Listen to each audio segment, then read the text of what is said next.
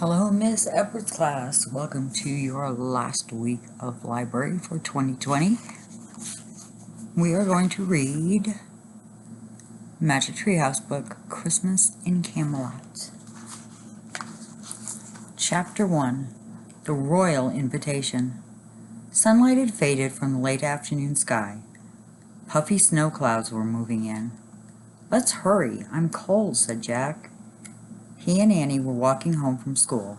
Their Christmas vacation was just beginning. "Coo, coo!" "Wait," said Annie, "look." She pointed to a white bird sitting on a bare tree branch at the edge of the woods. The bird was staring straight at them. "It's a dove," said Jack. "It's a messenger," said Annie, "from Morgan."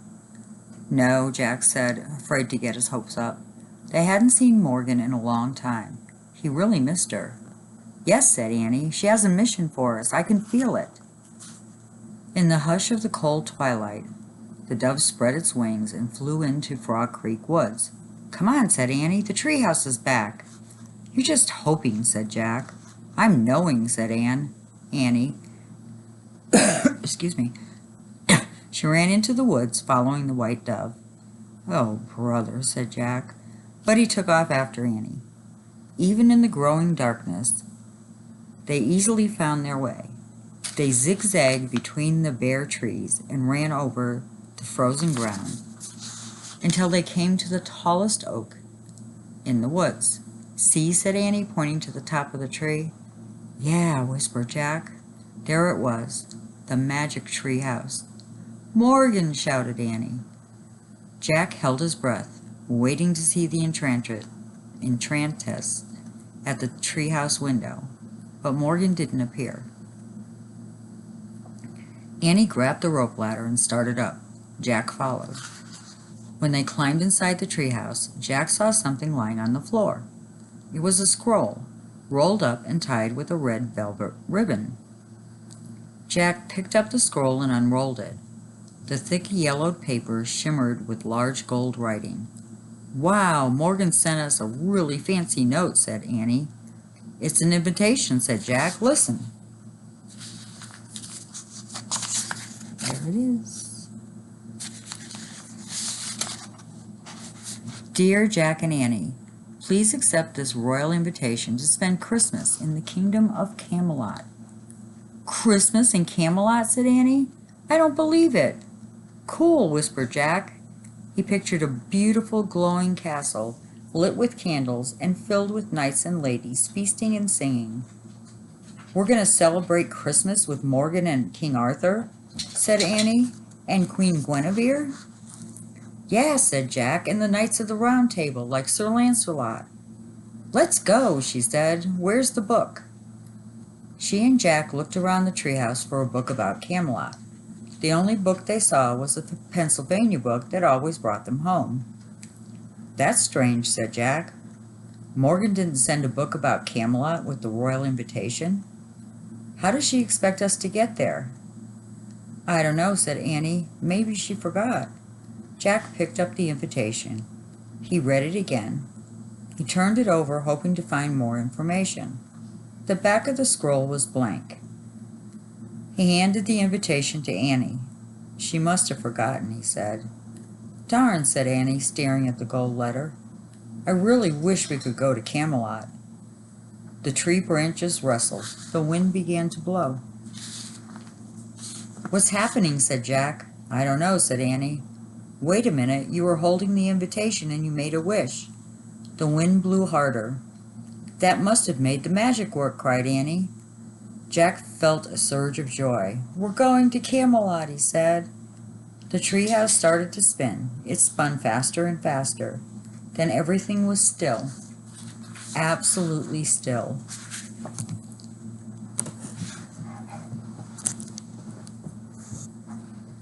Chapter 2.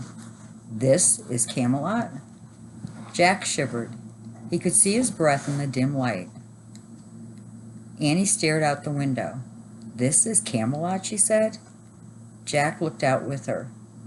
The treehouse had landed in a grove of trees, bare trees. A huge, dark castle loomed against the gray sky. No light shone from its windows. No banners waved from the turrets. Wind whistled through its tall towers, sounding sad and lonely. "It looks deserted," said Annie.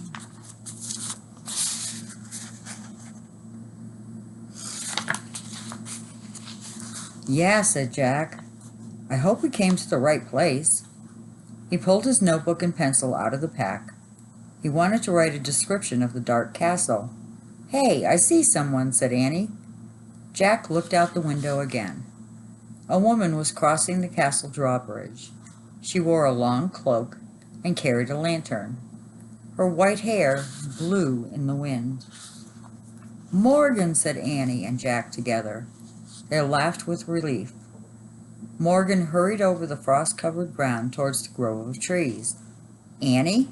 Jack? Is that you?" she called. "Of course. Who'd you think?" shouted Annie. She started down from the treehouse. Jack threw his notebook into his backpack. He followed Annie down the rope ladder. When they reached the icy ground, they ran to Morgan and both threw their arms around her. "I was looking out the window in the castle and saw a bright flash in the orchard," said Morgan. "What are you doing here?" "You didn't send the treehouse for us?" asked Jack. "With a royal invitation to spend Christmas in Camelot?" asked Annie. "No," said Morgan. She sounded alarmed. "But the invitation was signed with an M," said Jack. "I don't understand," said Morgan. "We're not celebrating Christmas in Camelot this year." "You aren't?" asked Jack. "Why not?" said Annie. A look of sadness crossed Morgan's face. "Do you remember when you visited my library and gave King Arthur the hope and courage to challenge his enemy?" she asked. "Sure," said Jack. "Well, Arthur's enemy was a man named Mordred," said Morgan. "After you left, Arthur defeated him, but not before Mordred's dark wizard cast a spell over the whole kingdom. The spell robbed Camelot of all its joy." "What? All its joy?" whispered Annie. "Yes," said Morgan. "For months, Camelot has been without music, without celebration, and without laughter." "Oh, no," said Annie. "What can we do to help?" said Jack. Annie smiled. "This time, I don't think you can do anything," she said. "But perhaps it will lift Arthur's spirits to see you both again. Come, let's go inside the castle." Morgan held up her lantern and started towards the drawbridge. Jack and Annie hurried after her. As they walked through the outer courthouse, the frozen grass cracked under their sneakers. They followed Morgan over the bridge and through a tall door. There were no signs of life in the castle's inner courtyard. "Where is everybody?" Annie whispered to Jack. "I don't know," he whispered back. Jack really wished they had a book about Camelot. It might help them understand what was going on. Morgan led them to a huge archway with 2 wooden doors. She stopped and looked at them. "I'm afraid no book would help you tonight, Jack," she said. Jack was startled that Morgan had read his thoughts. "Why not?" asked Annie. "On all your other journeys, you visited real places and times in history," said Morgan. "Camelot is different." "How?" said Jack. "The story of Camelot is a legend," said Morgan. "A legend is a story that begins in truth, but then imagination takes over. Different people in different times tell the story. They use their imagination to add new parts. That is how a legend is kept alive." "Tonight we'll add our part," said Annie. "Yes," said Morgan, "and please, I beg of you." In the lantern's light, she looked very serious. "Do not let the story of Camelot end forever. Keep our kingdom alive." "Of course we will," said Annie. "Good," said Morgan. "Come then. Let's go into the great hall and see the king." Morgan lifted an iron latch and pushed open the heavy doors. Jack and Annie followed her into the castle.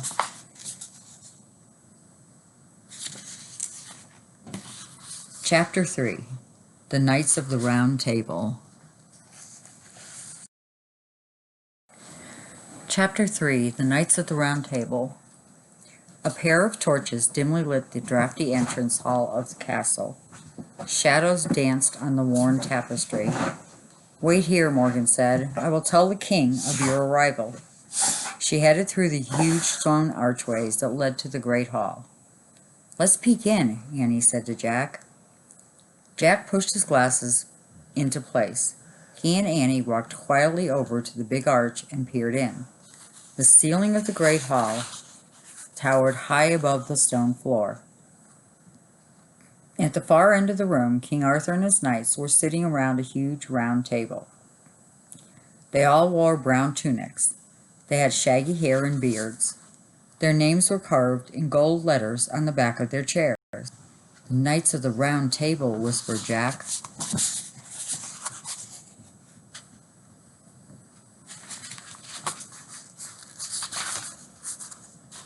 Morgan was talking to King Arthur. Beside the king sat a woman in a plain gray robe. She had pale skin and brown curly hair. "Queen Guinevere," whispered Annie. Morgan left the king, and Jack and Annie moved quickly back into the shadows. A moment later, Morgan appeared. "I told the king that 2 special friends of his have just arrived," she said. "Come with me." They walked with Morgan through the great hall. Jack shivered. The huge room was draughty and damp. There was no fire in the fireplace. The stone floor was so cold that Jack could feel the chill through his sneakers. They stopped near the round table. King Arthur stared at them with his piercing gray eyes. "Greetings from Frog Creek," Annie said to the king and queen, and Annie bowed. And Jack bowed too. The queen smiled, but King Arthur did not. "Your Majesty, you remember Jack and Annie," said Morgan. "You met them last summer in my library." "Indeed, I shall never forget them," King Arthur said softly. "Greetings, Annie. Greetings, Jack. How do you come to be in Camelot on this bleak night?" "We came in the magic treehouse," said Annie. A shadow crossed the king's face. He looked at Morgan. "No, Your Majesty, I did not use my magic to bring them here," she said. "Perhaps a bit of magic still lingers in the treehouse, and it traveled on its own." "What's going on?" Jack wondered. "Why does King Arthur seem unhappy about the magic treehouse?" King Arthur looked back at Jack and Annie. "However you have come, you are welcome in my kingdom," he said. He turned to the queen. "Guinevere, these are the 2 friends who once gave me hope and courage in a time of need." Queen Guinevere smiled again, but there was a sad look in her eyes. "I have heard much about you," she said. "I've heard about you too," said Annie. "Allow me to present my knights." King Arthur said, "Sir Bors, Sir Kay, Sir Tristram." As the king named each knight, Jack and Annie nodded shyly. The knights nodded at them in return. Jack waited to hear the name Sir Lancelot, the most famous of Camelot's knights, but the king never said it. And finally, Sir Belevere and Sir Gawain. The king then turned to the 3 empty chairs at the table. "There once sat 3 who are lost to us now," he said. "Lost? How?" wondered Jack. "You may sit in their places and join our dinner," King Arthur said. "Thank you," said Annie. Following Morgan around the table, Jack read the names carved in the back of the 3 empty chairs. Sir Lancelot, Sir Galahad, Sir Percival. Jack took off his backpack and sat down in Sir Lancelot's place. As he sat, tall and straight, in the heavy wooden chair, Jack looked at the king and his knights. They were gnawing meat off bones and slurping wine from heavy goblets. They ate without manners or delight. Jack really wanted to take notes. He reached into his pack under the table and pulled out his notebook and pencil. But before he could write a word, a serving boy brought more food. Jack quickly put his things away. The boy set a greasy slab of beef on a soaked piece of bread in front of him. The food looked terrible. "Not much of a Christmas feast, huh?" Annie said in a low voice. Jack shook his head. Annie leaned close to Morgan and whispered so King Arthur couldn't hear her. "What happened to the 3 lost knights?" she asked. "After Mordred's dark wizard cast a spell, the king sought help from the magicians of Camelot," she said quietly. "They told him he must send his knights on a quest to the other world to recapture our kingdom's joy." "What's the other world?" said Jack. "It's an ancient, enchanted land beyond the edge of Earth," said Morgan. "The place where all the magic first begins." "Wow," whispered Annie. "The king chose his 3 bravest knights to journey there," said Morgan. "When they did not come back, Arthur turned against his magicians. He blamed magic for all of Camelot's woes. Hence, he has banned magic of any kind from the kingdom forever." "But you're a magician," whispered Annie. "Did the king turn against you too?" "Arthur and I have a long friendship," said Morgan. "He has allowed me to stay in the castle, as long as I promise not to practice the art of magic ever again." A feeling of dread crept over Jack. "So, does that mean the magic treehouse is—" Morgan nodded. "Yes, banished from Camelot," she said. "I'm afraid this will be your last journey, and the last time we see each other." Her eyes filled with tears, and she looked away. "What? The last time we see each other? Forever?" asked Annie. Before Morgan could answer, the wooden door swung open with a bang.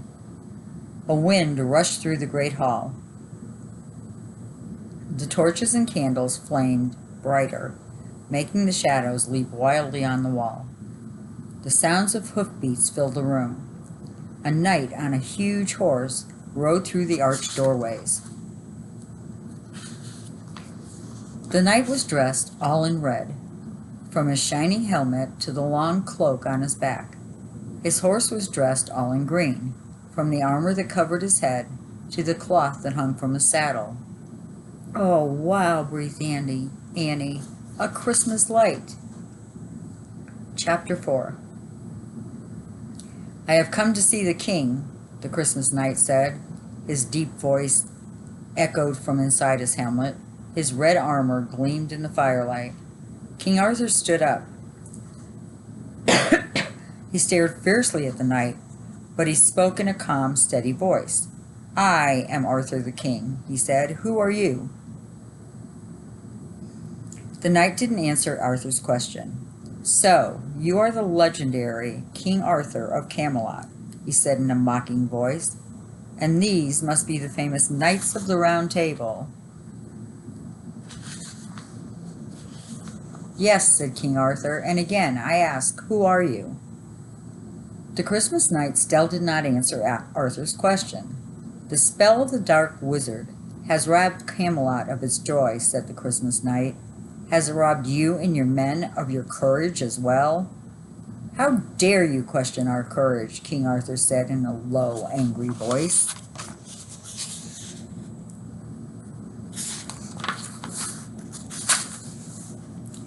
"Camelot is dying," the Christmas night boomed.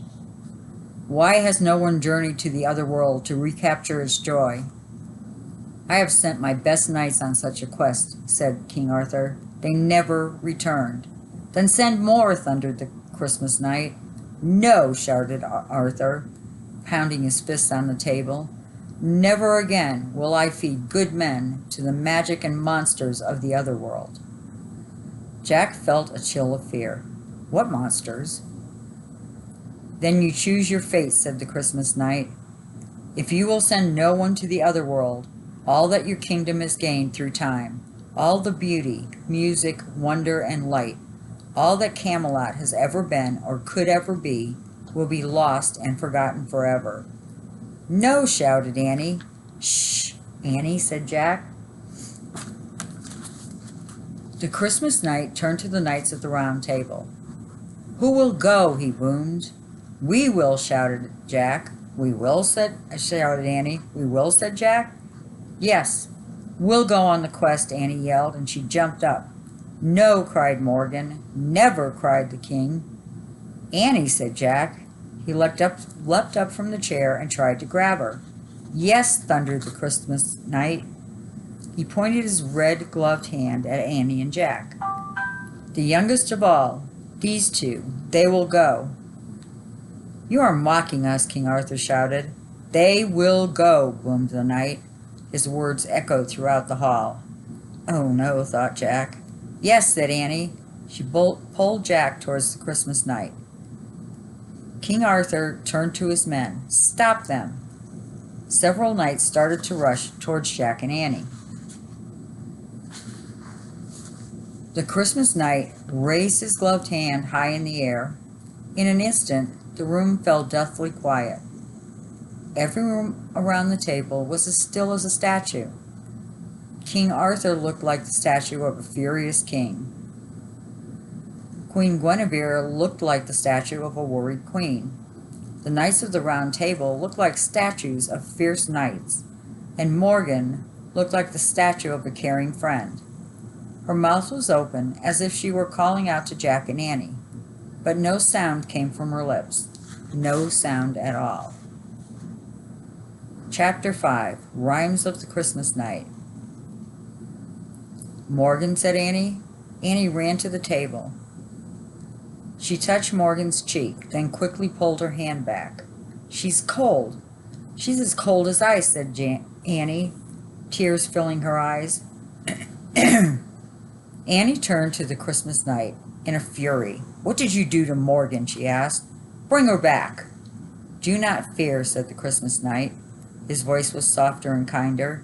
"She will come back to life after you complete your quest."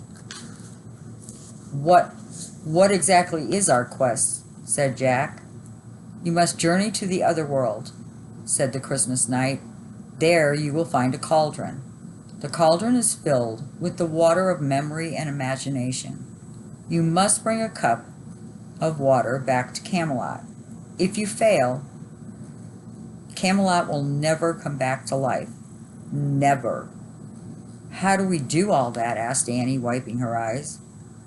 "Remember these 3 rhymes," said the Christmas knight. "Wait, let me write 'em down," said Jack. Jack's hands trembled as he pulled out his notebook and pencil. He looked at the Christmas knight. "Okay, I'm ready," he said. Gripping his pencil made Jack feel stronger. The knight's voice rang out from inside the helmet. "Beyond the iron gate, the keeper of the cauldron waits."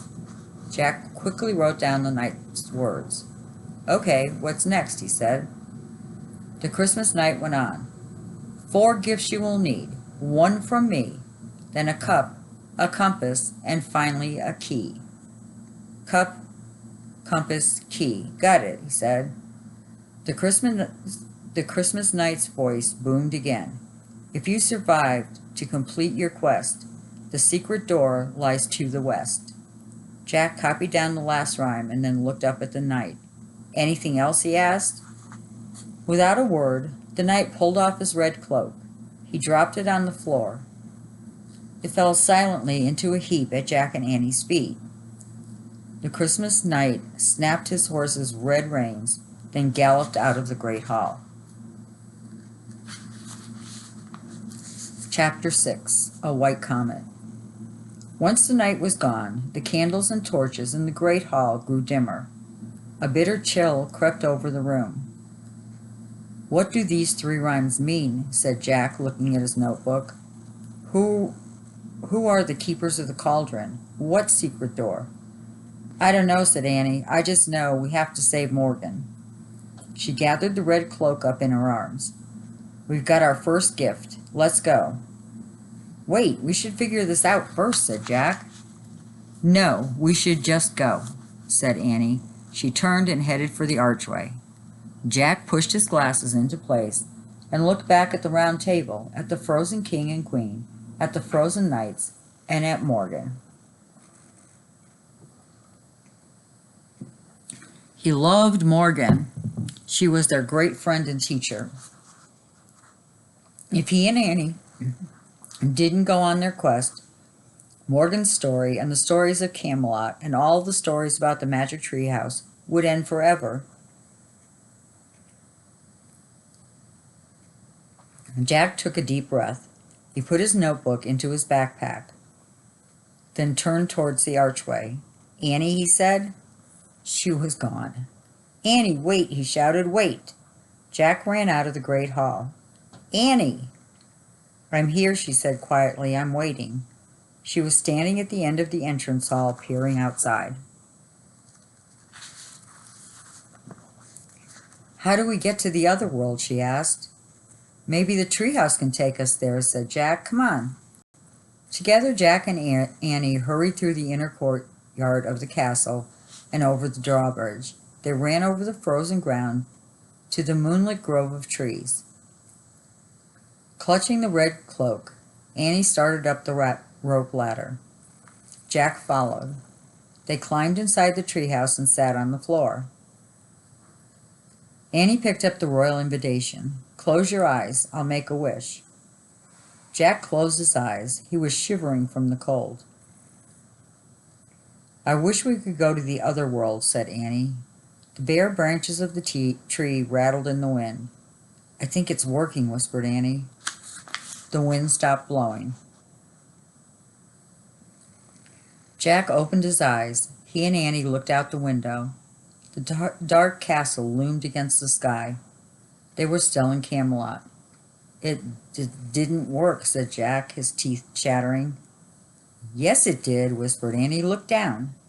Standing below the treehouse was the biggest deer Jack had ever seen. The deer was staring up at them with amber eyes. His huge antlers seemed to glow in the cold moonlight. Most amazing of all, the deer was completely white as new fallen snow. "A white stag," said Jack.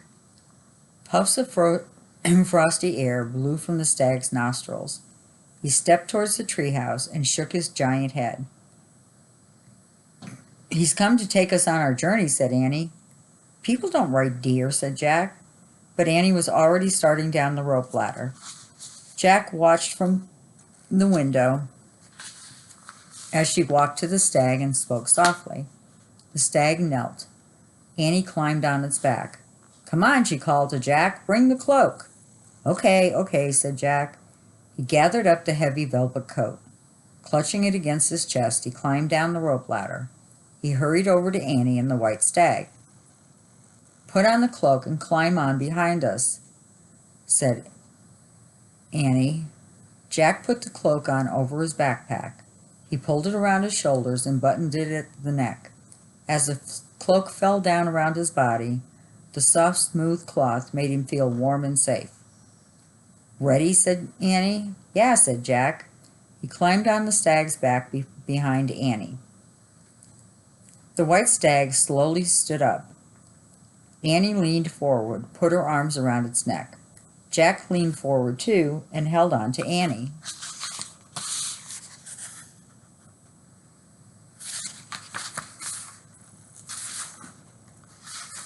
The red velvet cloak draped over both of them, falling past their feet. The white stag stepped gracefully over the frozen grass. He walked through the outer gate of the castle. He blew out a puff of air, then broke into a leaping run. Jack held on tightly to Annie as the stag dashed across a frost-covered field. He jumped over hedgerows and stone walls. He bounded across icy streams. Annie's braids floated in the wind.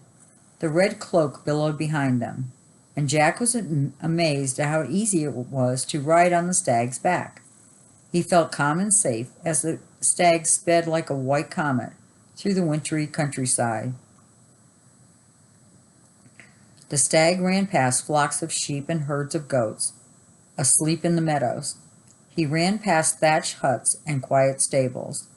The stag ran on and on through the starry night. Jack saw a cloud-covered mountain range in the distance. When they came close to the craggy mountains, Jack was sure the stag would stop. But he galloped on, not even breaking his stride as he started up the rocky slope. The stag finally came to a halt on the ledge of a steep cliff.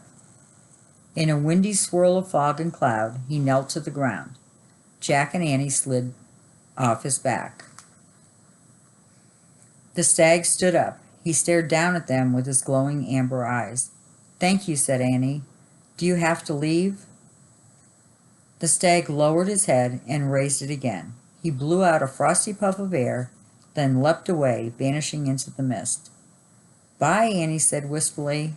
She stared into the mist for a moment and then turned to Jack. "What do we do now?" "I don't know," said Jack. "Let's read the 3 rhymes again." He reached under the red cloak and pulled off his pack. He took out his notebook and started to read the first rhyme. "Beyond the iron gate." "Jack!" Annie interrupted. "Look!" Jack looked up. The wind had blown away some of the fog. Beyond the cliff rose another mountain. A huge gate was built into its side. A pale light shone through the gate's thick iron bars. 2 knights in gold armor stood guard under the flaming torches. "Oh, man," whispered Jack. "That's it, the iron gate," said Annie. "If we pass through that gate, we will be in the other world." Okay, we'll have to continue this one tomorrow.